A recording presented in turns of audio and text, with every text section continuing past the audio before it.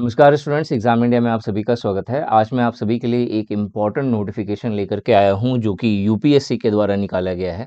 जिस तरीके से आईएएस बहुत ज़्यादा ट्रेंडिंग में होता है, आईपीएस बहुत ज़्यादा न्यूज़ में होता है, उसी तरीके से एक और पोस्ट होती है जो बहुत ज़्यादा न्यूज़ में होता है और वो होता है आईएफएस का, इंडियन फॉरेस्ट सर्विस। आईएफएस का नोटिफिकेशन यूपीएससी के द्वारा जारी हो गया है। जिन लोगों का सपना है कि इस तरह की पोस्ट पे रिक्रूट होना, उनके लिए एक बहुत ही ग्रेट अपॉर्चुनिटी है जो मैं आपको इस वीडियो में कवर करूंगा।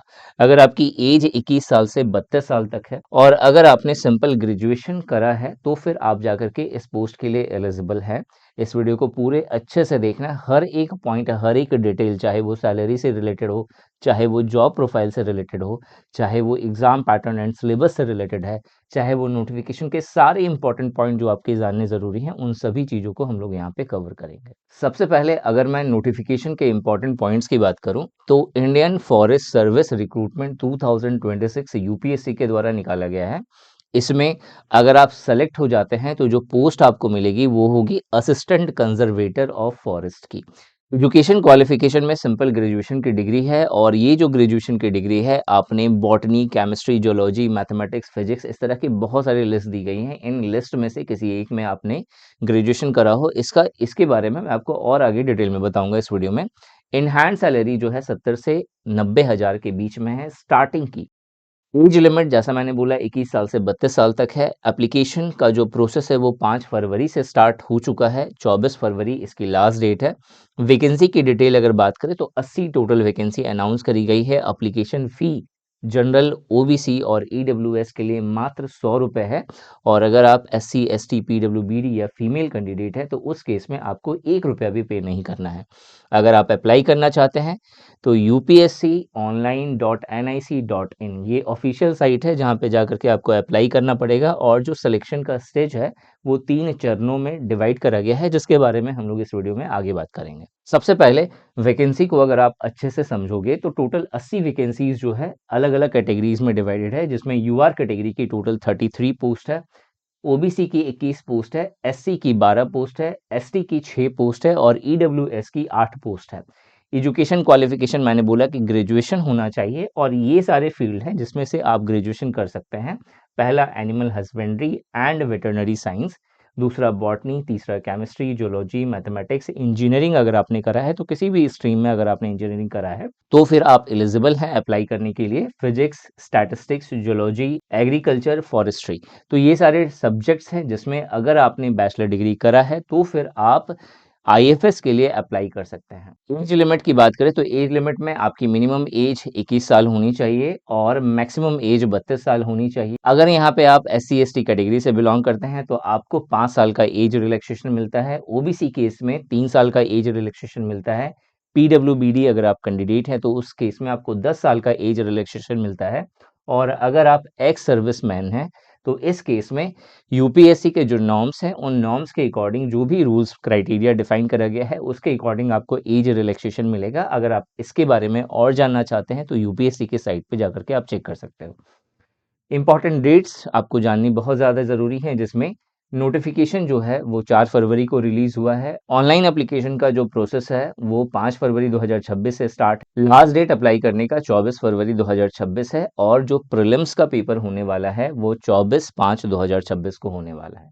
जॉब प्रोफाइल एक इम्पॉर्टेंट क्राइटेरिया होता है किसी भी गवर्नमेंट एग्ज़ाम को समझने का। अगर आप जिस एग्ज़ाम का प्रिपरेशन कर रहे हैं, अगर आपको पता ही नहीं है उसके बाद मैं जो सेलेक्ट होऊंगा वो किस पोस्ट में सेलेक्ट होऊंगा, काम क्या होगा, तो फिर कहीं ना कहीं आप अंधेरे में चल रहे हो। जहां आपको ये पता चल जाता है मैं किस पोस्ट में रिक्रूट होने वाला हूं, उसका काम क्या होगा, तो कहीं ना कहीं ये आपको थ्रू आउट योर प्रिपरेशन बहुत मोटिवेट करता है। तो इंडियन फॉरेस्ट सर्विस में जो आपको जॉब प्रोफाइल मिलती है तो बेसिकली इस जॉब प्रोफाइल में आपको फॉरेस्ट कंजर्वेशन एंड मैनेजमेंट का वर्क देखना होता है, वाइल्ड लाइफ प्रोटेक्शन को देखना होता है, इन्वायरमेंटल प्रोटेक्शन को देखना होता है। मतलब जो आपके काम होंगे वो हमेशा इस चीज़ को इंश्योर करेगा कि जो फॉरेस्ट है उसका कंजर्वेशन और उसका मैनेजमेंट आप सही तरीके से कर रहे हो या नहीं, या सही तरीके से वो मैनेजमेंट हो रहा है या नहीं। इसके अलावा जो भी वाइल्ड लाइफ है इनको प्रोटेक्ट करना ये जिम्मेदारी आपकी होती है और एनवायरमेंटल हर सिचुएशन में प्रिजर्व रहे, प्रोटेक्ट रहे, ये भी जिम्मेदारी आपकी होती है। Field administration and law enforcement का भी काम होता है, मतलब आपको फील्ड पे जाकर के एडमिनिस्ट्रेशन करना, मतलब आपको कमांड देना और चीज़ों को एग्जीक्यूट करवाना, जो भी प्लान गवर्नमेंट लेकर के आ रही है फॉरेस्ट्री से रिलेटेड, एनवायरनमेंट से रिलेटेड, उसे एग्जीक्यूट करवाना ग्राउंड लेवल पे, ये जिम्मेदारी आपकी होती है। इसके अलावा planning, policy and development work भी आपको देखना होता है। आईएफएस के अंदर जो प्रमोशन का क्राइटेरिया होता है वो बहुत ही सिंपल होता है। इसमें जो फर्स्ट सिलेक्शन होता है वो असिस्टेंट कंजर्वेटर ऑफ फॉरेस्ट यानी कि एसीएफ की पोस्ट पे होता है, जो कि एसीपी के सिमिलर आप समझ सकते हैं।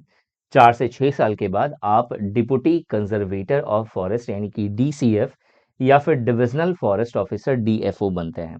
इसके 8 से 10 साल के बाद आपको कंजर्वेटर ऑफ फॉरेस्ट यानी कि सीएफ की पोस्ट मिलती है। अगेन 12 से 15 साल के बाद आप chief conservator of forest CCF बनते हैं। और फाइनल जो इसमें मेन पोस्ट होती है वो additional principal chief conservator of forest की होती है। इसके बाद अगर देखा जाए तो principal chief conservator of forest PCCF, ये जो पोस्ट होती है वो आपके डिस्टिंक्शन सर्विस पर बेस्ड होता है। मतलब पास्ट में आपने जो भी काम करे हैं वो कितने अलग हैं, कितने अच्छे हैं, उसके बिहाफ पर ये रिकमेंडेशन मिलता है और फिर आपको प्रमोट किया जाता है इस पोस्ट पर। सैलरी स्ट्रक्चर अगर हम लोग समझें तो आईएफएस में जो पोस्ट है स्टार्टिंग की वो असिस्टेंट कंजर्वेटर ऑफ फॉरेस्ट यानी कि एसीएफ का है। इसे 7th पे कमीशन के अकॉर्डिंग लेवल 10 का स्टार्टिंग का पेमेंट मिलता है और बेसिक पे 56,100 से स्टार्ट होती है। जो पे मैट्रिक्स है वो 56,100 से लेकर के 1,77,500 रुपए तक का होता है। बहुत सारे बच्चों को यहाँ कंफ्यूजन होता है कि बेसिक पे 56,100 है और 1,77,500 रुपए क्या है यहाँ पे। तो बेसिकली मान लो कि आपका प्रमोशन नहीं हो रहा है और आप एसीएफ की पोस्ट पे जो है 10 साल तक हो। तो अगर 10 साल तक अगर आपको गवर्नमेंट एसीएफ के पोस्ट पे रखी है तो 56,100 के अकॉर्डिंग आपको पेमेंट नहीं देगी। हर साल ये इंक्रीज होगा। ये जो बेसिक पे इंक्रीज होगा वो मैक्सिमम 1,77,500 रुपए तक इंक्रीज होता है। यानी जो फाइनल सैलरी बनेगी वो स्टार्टिंग मतलब जो फर्स्ट ईयर होगा आपकी सर्विस का वो 56,100 के अकॉर्डिंग बनेगा और उसके बाद हर साल ये बढ़ता जाएगा और फिर लास्ट जो आपका बनेगा वो 1,77,500 रुपए बेसिक पे के अकॉर्डिंग बनेगा।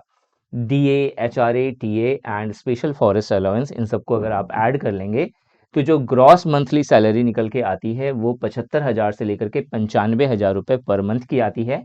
इसमें कुछ डिडक्ट होता है, एनपीएस वगैरह सब, टैक्स वगैरह सब, अगर आप उसे डिडक्ट कर लेंगे तो इन हैंड सैलरी जो निकलती है स्टार्टिंग की वो 70,000 से लेकर के 90,000 रुपए पर मंथ की होती है।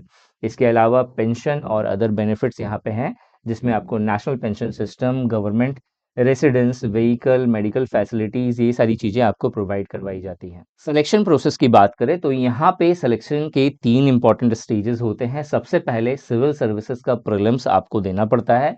अगर आप इसमें क्वालिफाई हो जाते हैं तो फिर इंडियन फॉरेस्ट सर्विस का अपना मेंस का पेपर होता है जिसे आपको क्वालिफाई करना होता है। इन दोनों को क्वालिफाई करने के बाद आपका इंटरव्यू होता है। प्रीलिम्स में 2 पेपर होते हैं, पेपर 1 और पेपर 2। पेपर 1 जो है जीएस का पेपर होता है, जनरल स्टडीज का पेपर होता है और पेपर 2 जो है सीसेट का पेपर होता है। दोनों पेपर 200-200 मार्क्स का होता है। 2-2 घंटे की टाइमिंग होती है। टोटल मार्क्स आपको 400 मिलता है। यहाँ पे नेगेटिव मार्किंग भी होती है बट ये सिंपली क्वालिफाइंग के लिए होता है। अगर आपने इसमें क्वालिफाई कर लिया तो फिर आपको मेंस का पेपर लिखने को मिलता है और इंडियन फॉरेस्ट सर्विस का मेंस अलग तरीके से होता है। सीजैट से आप इसे कंपेयर नहीं कर सकते। मेंस जो होगा यहाँ पे आपको टोटल 6 पेपर देने होते हैं, जिसमें जनरल इंग्लिश का एक पेपर 300 मार्क्स का होता है, जनरल नॉलेज का एक पेपर 300 मार्क्स का होता है। 2 आपको ऑप्शनल सब्जेक्ट चूज करना पड़ता है। हर ऑप्शनल सब्जेक्ट पे 2-2 पेपर होते हैं और ये दोनों पेपर जो है आपके 200-200 मार्क्स के होते हैं, तो 400-400 आपको यहाँ पे मिलता है। ठीक है, तो 8-6-1400 मतलब टोटल पेपर जो हो गया आपका, टोटल जो मेंस का जो एग्जाम होगा वो 1400 मार्क्स का टोटल होता है और ये जो है ये मेन मेरिट लिस्ट आपका बनाता है। जब आप मेंस क्वालिफाई कर लेते हैं तो फिर आपको इंटरव्यू में बैठने का मौका मिलता है। इंटरव्यू 300 मार्क्स का होता है जिसमें सिंपली आपकी personality, leadership, judgment, integrity and decision making ability को समझा जाता है। सिलेबस की बात करें तो प्रीलिम्स का ये एक ओवरऑल सिलेबस है। आप चाहें तो इसका स्क्रीनशॉट ले सकते हैं ताकि प्रिपरेशन में आपको इससे हेल्प मिले। मेंस का ये पूरा सिलेबस है जो आपको ध्यान में रखना है। ऑप्शनल सब्जेक्ट जो है ये सारे लिस्ट हैं सब्जेक्ट्स के, जहां से आप 2 ऑप्शनल सब्जेक्ट चूज कर सकते हैं। इसमें आपका agriculture, agricultural engineering, animal husbandry and veterinary science, botany, chemistry, chemical engineering, civil engineering, forestry, geology, mathematics, mechanical engineering, physics, statistics and geology, ये सब्जेक्ट्स होते हैं जिसमें से आपको 2 ऑप्शनल पेपर चूज़ करना होता है। सो इस वीडियो में यही था। ऐसे ही इम्पोर्टेंट वीडियोज़ के लिए इस चैनल को सब्सक्राइब करना मत भूलना और निशांत ई अकेडमी एप्लीकेशन प्ले स्टोर से डाउनलोड कर लीजिए अगर आप चीप एंड बेस्ट प्राइसेस पे अगर आप कोर्सेस एंड टेस्ट सीरीज चाहते हैं तो। इस वीडियो में यही था। Thanks for watching this video and wish you good luck for your paper.